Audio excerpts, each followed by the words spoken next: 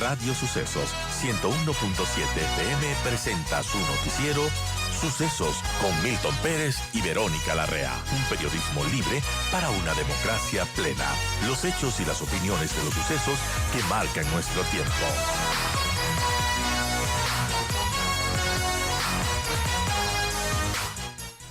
Buenos días, María Belén. Gracias por estar aquí en la cabina de Radio Suceso. Y bueno, entendiendo un poco esta situación política compleja que vivimos después de la muerte cruzada, se nos vinieron estas elecciones anticipadas. Y bueno, ya tenemos a los dos finalistas para este balotaje del 15 de octubre, Daniel Noboa Sin y la candidata del correísmo, Luisa González. ¿Qué expectativas podemos tener los ecuatorianos de lo que se nos viene con el nuevo gobierno y bueno, con estos dos candidatos que quedaron de finalistas para el balotaje?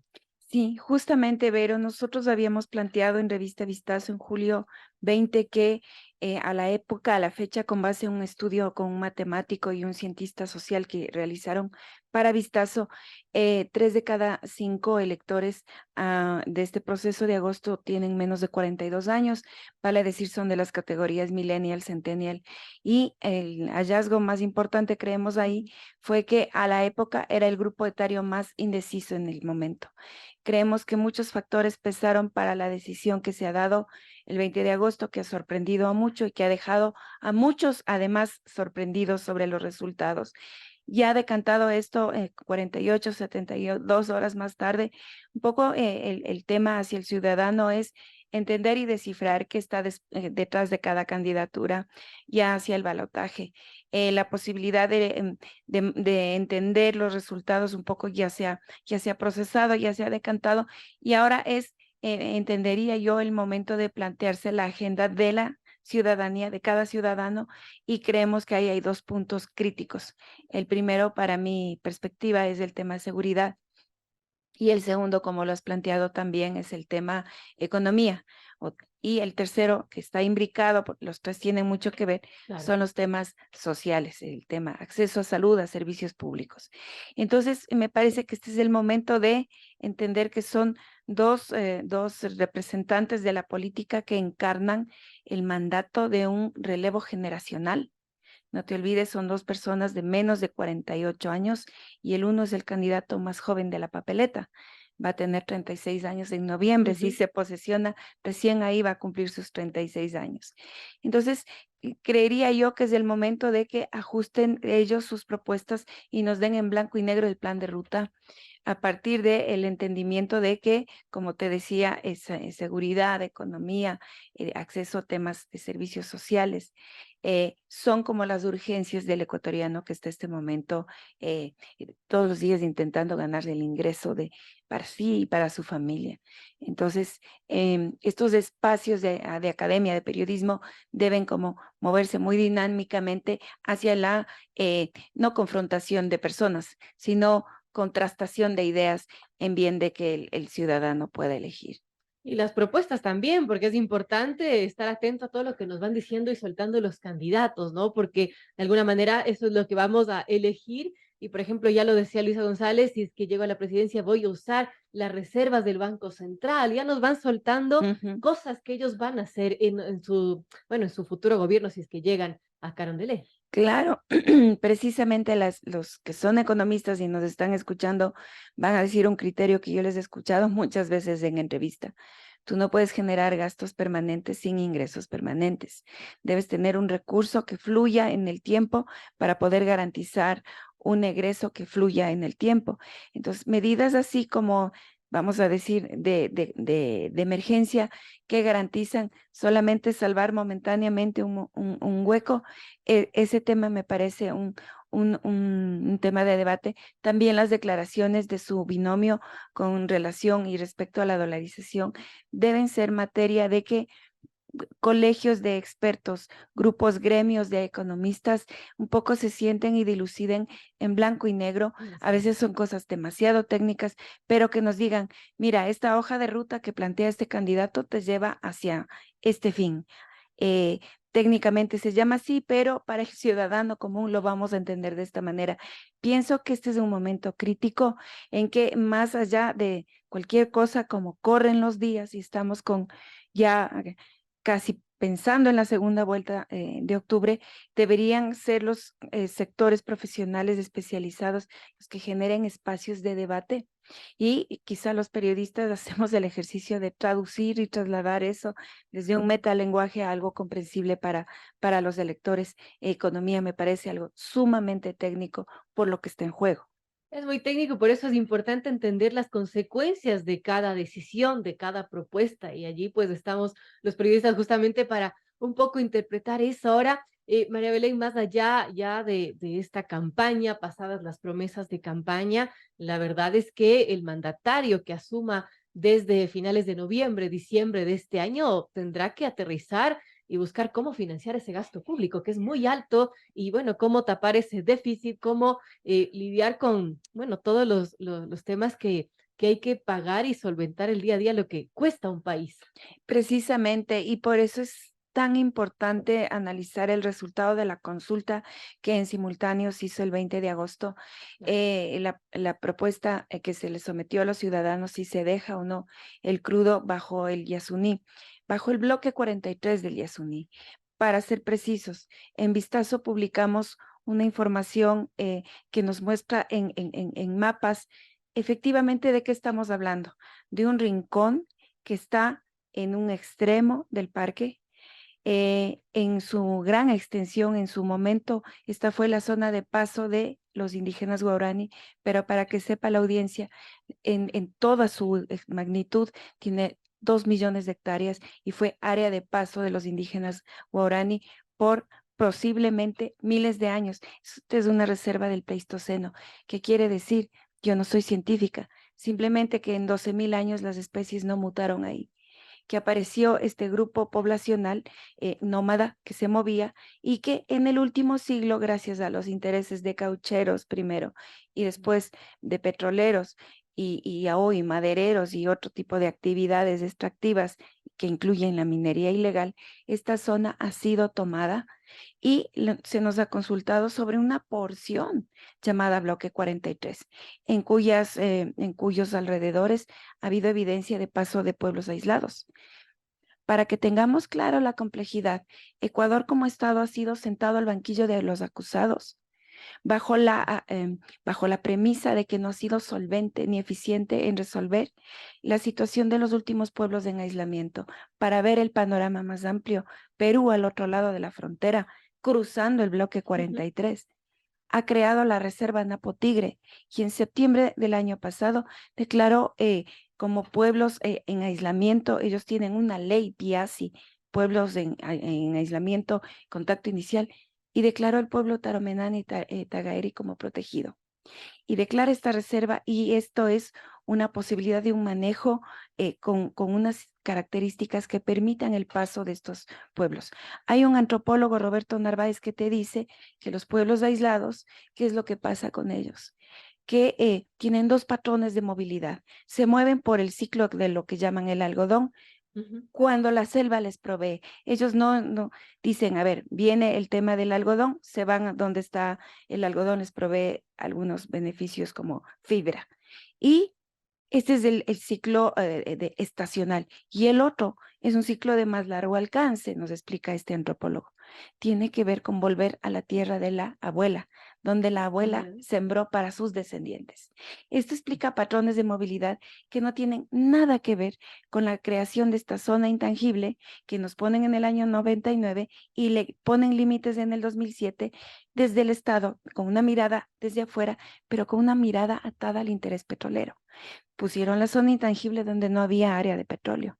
Pero eso no necesariamente quiere decir los aislados se mueven en el cerco que artificialmente les crearon, porque para empezar no es un cerco, Además, es un no área. están viendo y pensando en fronteras, ¿no? Exacto, ni siquiera dicen me voy a Perú, simplemente asomaron en Perú y están en Perú.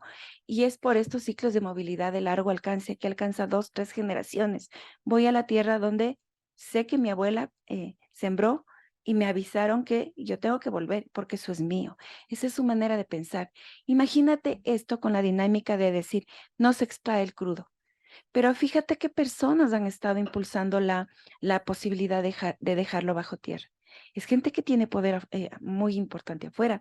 Le vi a Mark Ruffalo, le vi a Leonardo DiCaprio, ¿Qué nos está diciendo esto a gritos? Que quizá es el momento de darle una mirada binacional al tema hoy, ahorita. ¿Cómo? Con Perú. Por supuesto. Y poder decir, ¿qué tal si hacemos un corredor? Y están hablando de un corredor binacional. ¿Saben qué? Realmente es que no queremos sacar el crudo, pero convoquemos a gente como DiCaprio a que nos ayude a traer recursos y a manejarlo de una manera transparente para que en lugar de generar por petróleo, tengamos otra fuente, que el mundo desarrollado, los países que ya lograron niveles de satisfacción de vida de la población, puedan enfocarse con la causa ambiental y decir, no sigamos depredando esta zona que es binacional, no es solo ecuatoriana, y entreguemos recursos para que efectivamente los dos estados puedan de alguna manera solventar necesidades. Yo te estoy diciendo algo que yo no soy política, no pudiera diseñar, pero a partir de lo que hemos dateado surgen como posibilidades. Claro, no son inmediatas, son de más largo alcance, pero a lo mejor son más sostenibles en el tiempo.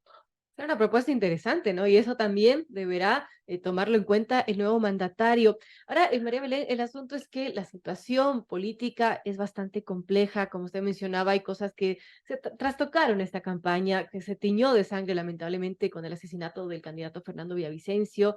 Y después, claro, se limitó de alguna manera los derechos de participación del movimiento Construye, no pudieron estar presentes en el debate y tenemos los resultados que tenemos, porque quizás todo tiene una relación causa y efecto, ¿no? A la larga. Bueno, y en esta situación política en la que estamos, con un público, como se mencionaba, joven, que estaba indeciso, que quizás llegó el día de las elecciones a decir, bueno, votemos por este. ¿Y qué nos espera en realidad con esta situación compleja? También en el ámbito económico, también en la situación de la asamblea, porque ya vemos que nuevamente se conforma un bloque grande, mayoritario, que es el correísmo, pero si es que el correísmo no está gobernando, también quizás puede ser complejo para el nuevo mandatario, si no es del correísmo, gobernar el Ecuador. Entonces, ¿cómo se pinta todo este panorama para finales de este año, para el 2024? Precisamente yo creo que este es el momento de que quienes han logrado cargos de elección popular, en concreto los dos candidatos finalistas a este balotaje y un poco más extendiendo el alcance de lo que planteo, todos aquellos que han logrado la votación y saben que ya van a llegar a una curul en el legislativo, deben tener la sensibilidad de comprender y de recibir el mandato de los electores en urnas. Uno, en concreto, fueron a votar a pesar del miedo, porque era muy posible que no se presenten y digan, tengo miedo, si a un candidato protegido por el Estado le asesinaron, ¿para qué voy a votar yo si no tengo confianza en el sistema? Así es. El elector el domingo dio un voto de confianza en el sistema. Esto debe ser leído por el electoral. ¿Qué tipo de blindaje y garantía tecnológica entrega si ni siquiera fue posible que el elector en el exterior, a pesar de su intento de que se inscribieron, ejerciera el derecho? Primer llamado de atención.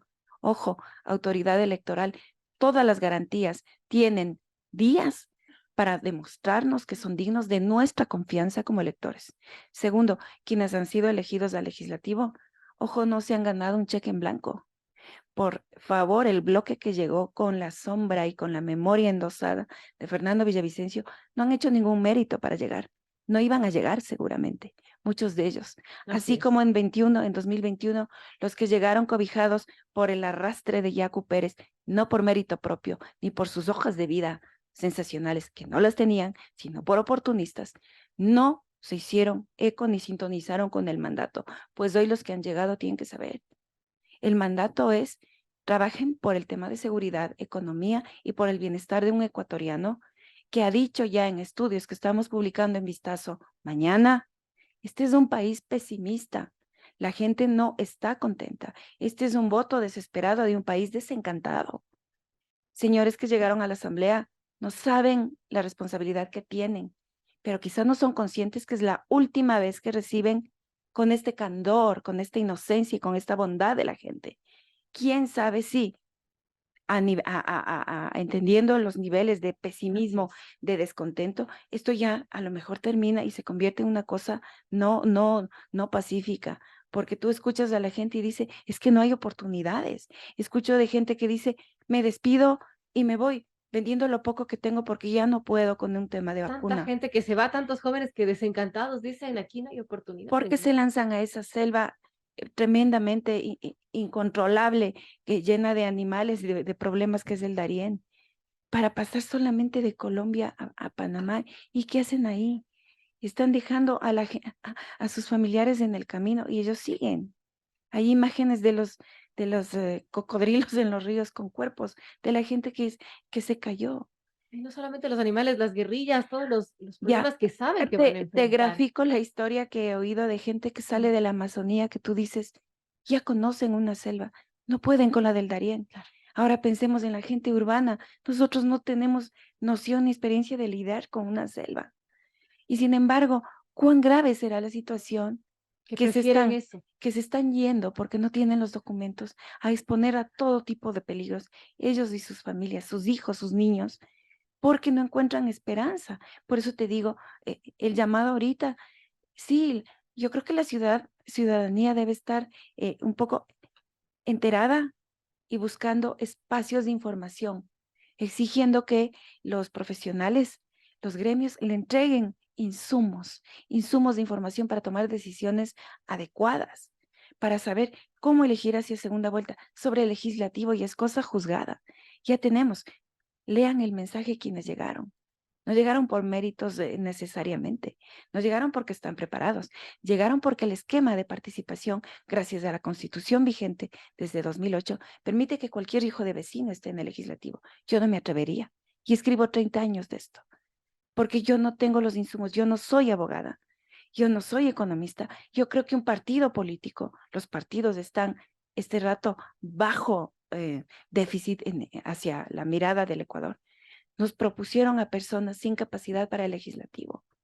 Pero estas personas, ya que no han tenido la capacidad o la formación o la trayectoria, por lo menos sintonícense con sensibilidad, con el momento, con algo de empatía, con el ecuatoriano común, que no tiene trabajo o que tiene su pequeño negocio, está abriendo y espera que no les llegue el maleficio del cobro del día, la vacuna.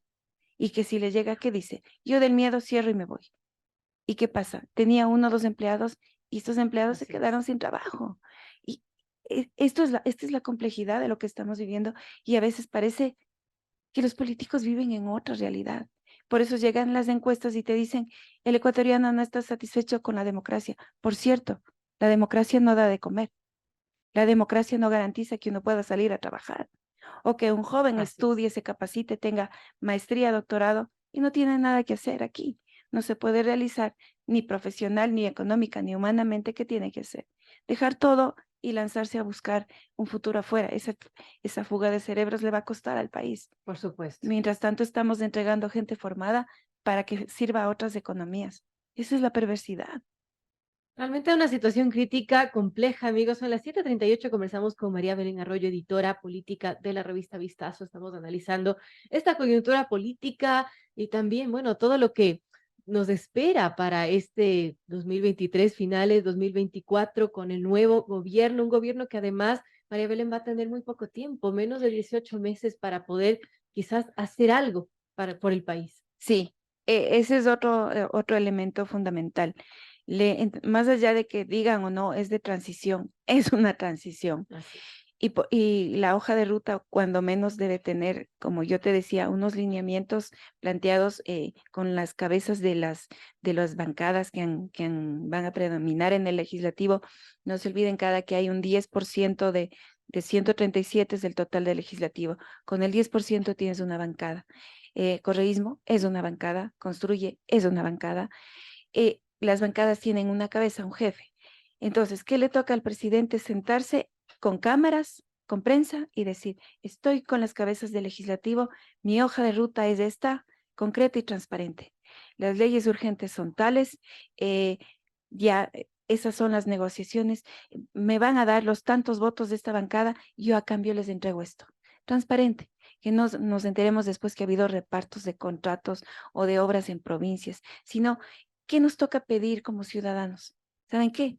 Hagan un manejo transparente y frontal Así y es. que nos digan, a ver, los 20 o 20 y algo de tal bancada van a dar los votos para esta ley del Ejecutivo que es urgente. Extinción de dominio es una ley urgente, para que las organizaciones criminales sepan que les van a atacar la plata de esa plata mala vida, de donde pagan sicarios, de donde compran jueces, de donde compran operadores de todo tipo de entidades públicas, porque de ahí salen los pagos mal habidos y de donde sale la actividad criminal. Esa ley es urgente, entonces, muy bien, esto es público. Presidente, aquí está la ley, plantea esto. Primero, que una persona que está enfrentando un proceso penal, por un lado está el proceso penal. No vamos a esperar a la sentencia en última instancia para recién atacar sus bienes. No, no. En paralelo ya estamos chequeando cómo se le extingue el dominio. Después se verá. Así se hizo en Colombia. Solo así se pudo controlar. Se manejaban por cuerdas separadas el tema penal y el tema de bienes ya procesados, ya extinguidos del dominio. Así se atacó a los carteles. Yo le pude entrevistar a una jueza colombiana que contaba cómo ella leía las anotaciones de un grupo delictivo, narcodelictivo en Colombia y decía las 3 toneladas y ella pensaba que eran de droga. No eran de droga, era la caleta, las 3 toneladas de billetes y ya no tenían dónde esconder. Le habían matado a los arquitectos que hicieron la casa donde estaban las caletas para que nadie sepa dónde está la plata. Increíble. Entonces, eso es crucial, pero necesitas que sea a vista y a ojos de la ciudadanía para que digan, ¿cómo es posible que este bloque no va a votar? ¿Qué está pidiendo? Ah, tiene que votar solo porque eso le compete al país, porque eso necesita el país de urgencia, no porque van a recibir un beneficio a cambio. Ese es el reto y el desafío en un periodo tan corto de tener líneas claras de acción y mecanismos transparentes de negociación. No hay otra manera. De lo contrario, se nos va el tren.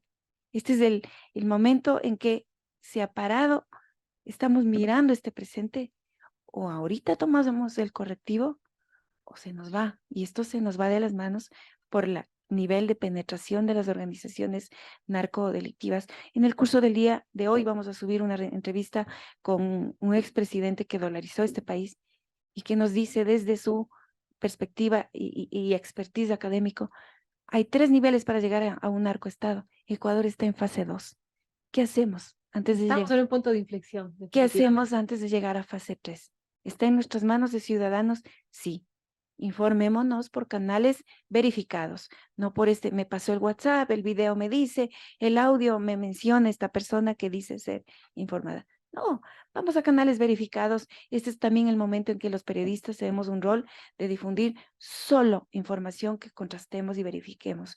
Nada de estos libelos o bulos, porque estos solo confunden a la... Además son estrategias de desinformación Claro. que justamente buscan eso, ¿no? En este proceso, como nunca hemos visto estas pseudoencuestas sembradas que te dicen, mira, esto es lo que está pasando.